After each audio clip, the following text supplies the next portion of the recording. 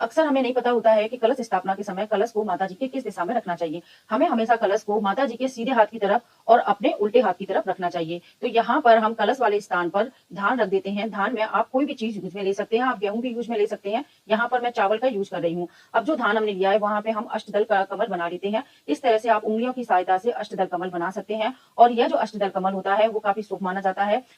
अष्टदल कमल तैयार हो गया है और अब हम कलश को तैयार कर लेते हैं। कलश तैयार करने के लिए हमें इसके ऊपर पूर्ण स्वास्तिक बनाना है। स्वास्तिक बनाने में आपको विशेष ध्यान रखना है कि जो स्वास्तिक आप बनाएं वो दक्षिणावर्ती बनाएं। यहाँ पे जो लाइनें मैं यहाँ पर बना रही हूँ स्वास्तिक की, आप देखिए मैं इसको क्लॉकवाइज डायरेक्शन में बना रही हूँ, यानी दक्षिणावर्ती बना रही हूँ। इसी तरह से आपको कलश पर दक्षिणावर्ती स्वास्तिक बनाना चाहिए। अगर आप वामावर्ती स्वास्तिक बनाएंगे तो यह शुभ संकेत की जगह अशुभ संकेत लेके आता है।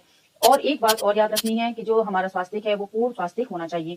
अब कलश के अंदर हम एक-एक करके सारी सामग्री डालेंगे। सबसे पहले हमें गंगा जल कलश के अंदर डालना है, तो आपको 5-6 ड्रॉप्स गंगा जल की कलश के अंदर डाल देनी है और इसके बाद में जो हमने स्वच्छ जल लेके रखा हुआ था, उस जल से इस कलश को पूरा भर देना है।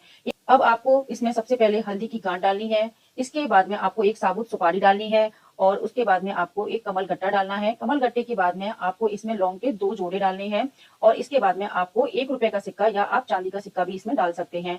अब हम इसमें डालेंगे इत्र। इत्र माता जी को बहुत ज़्यादा प्रिय होता है। तो 5 हमने इसमें चीज़ें डाली थी और 1 हमने इसमें इत्र डाल दिया है।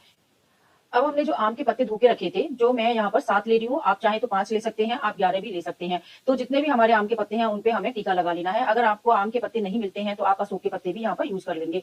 एक-एक करके हम पत्तों को इस तरह से कलश के अंदर डालते जा रहे हैं। यहाँ पर आप देखेंगे कि सारे पत्ते मैंने कलश के अंदर रख दिए हैं और इसके बाद में जो हमने ऊपर ढकने के लिए पात्र लिया था, उस पात्र में हमें धान रखना है। यहाँ पे मैं चावल रख रही हूँ, आप चाहें यहाँ पर गेहूँ भी रख सकते हैं। तो इस जो हमारा ढकने का जो पात्र है, इसको रखने के बाद ही यह जो कलश है, वो पूर्ण पात्र माना जाता है। अगर आप यहाँ पे ये वाला पात्र नहीं रखेंगे तो ये पूर्ण पात्र की स्थिति में नहीं आता है।